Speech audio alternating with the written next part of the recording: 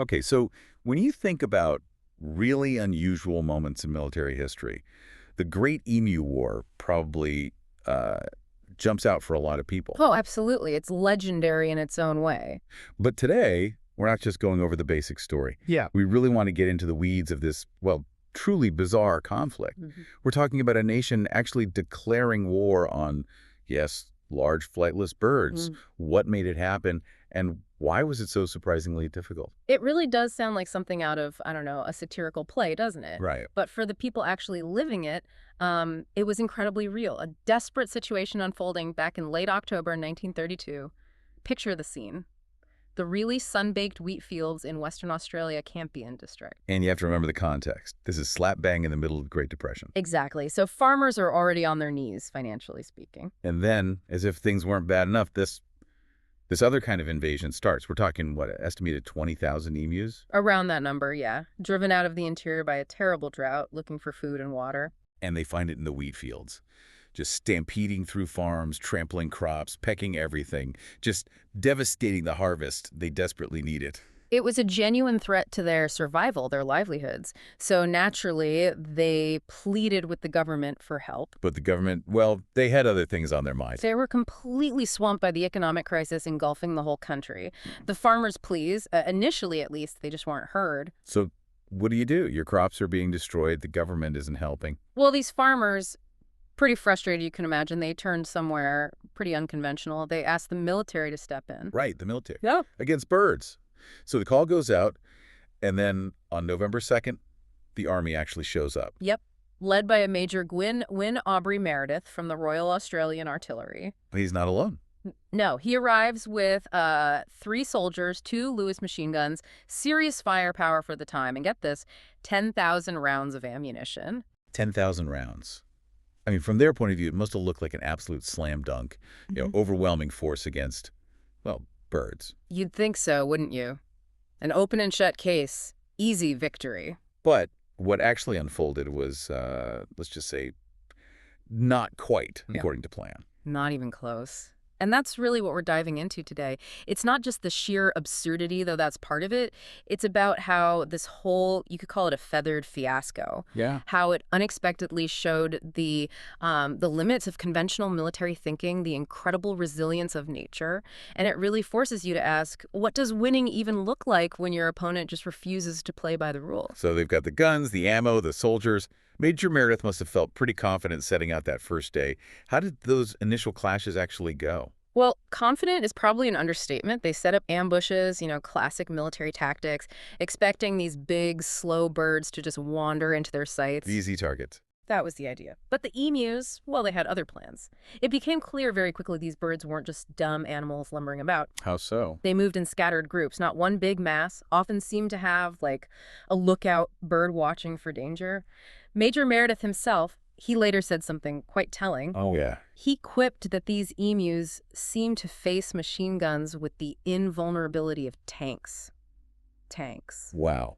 So not just a tactical slip-up, but a fundamental misunderstanding of the opponent. Exactly. The emus were adaptable, decentralized. You can't just mow down a scattered, agile group the way you could a dense formation. That machine gun strategy, the whole brute force approach, was kind of useless against their tactics. Pretty much. They scattered too quickly. The reports from that first day, they suggest maybe only 30 birds were actually killed. 30, after setting up ambushes with machine guns. 30. It's an incredibly poor result, and you can just imagine the growing frustration among the soldiers. Definitely. What about the second attempt? Did they change tactics? They tried again, yeah. Saw a large group, maybe hundreds, near a water source. Looked like a perfect opportunity. Okay, this sounds more promising. You'd think. But then, one of the Lewis guns jammed right at the critical moment. Oh, you're kidding? Nope. By the time they got it working again, poof. The emus had just melted away into the landscape. All they had to show for it were spent bullet casings. 30 birds killed the first day, gun jams the next. It's almost comical if it wasn't so, well, real for those involved. It really highlighted how badly they'd misjudged the emus' resilience and, frankly, their seemingly uncanny ability to avoid danger. So 30 birds down. It sounds almost like a joke, but for the soldiers actually there sweating in the heat, it must have been just demoralizing. Absolutely. Pure frustration. It must have felt like everything was conspiring against them. Maybe even the emus themselves knew what was going on. Was there a shift then? Did they start to see these weren't just dumb birds? Did their view of the enemy change at all? I think it had to. The mood was definitely grim. By November 8th, so less than a week into this war, Yeah. they'd fired off over 2,500 rounds of ammunition.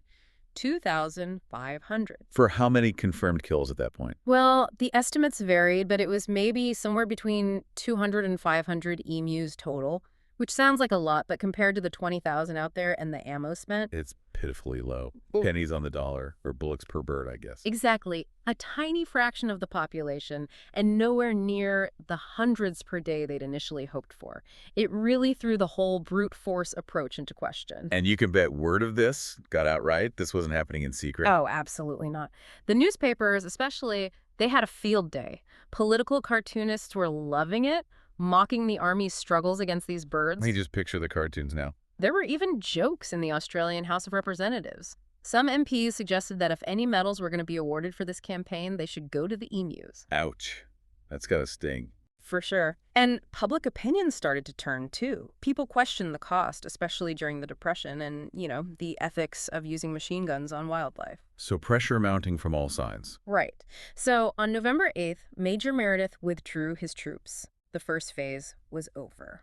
But the emus were still there. The farmers were still desperate. Exactly. So the farmers pleaded again, even harder this time. And maybe surprisingly, the military was recalled just a few days later for round 2. Okay, second attempt.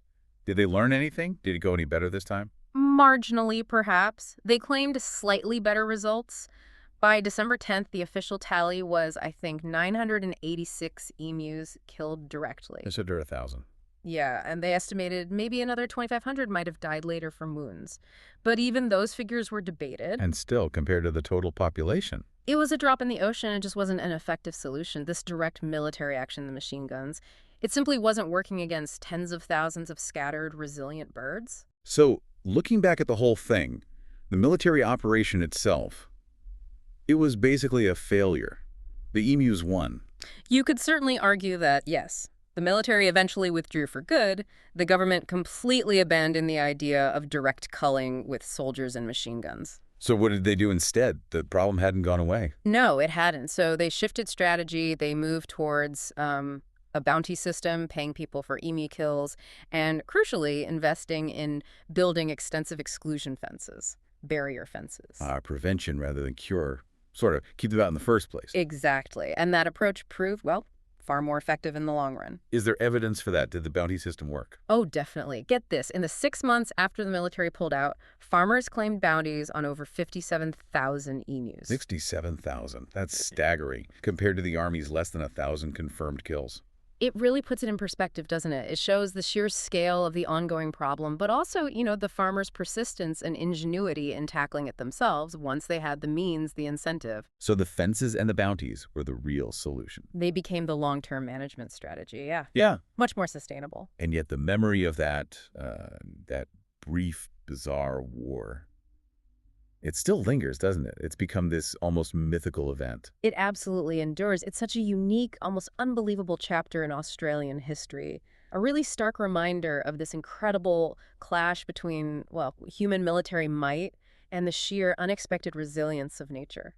Which really leaves you thinking, doesn't it? What does the Great Emu War actually teach us?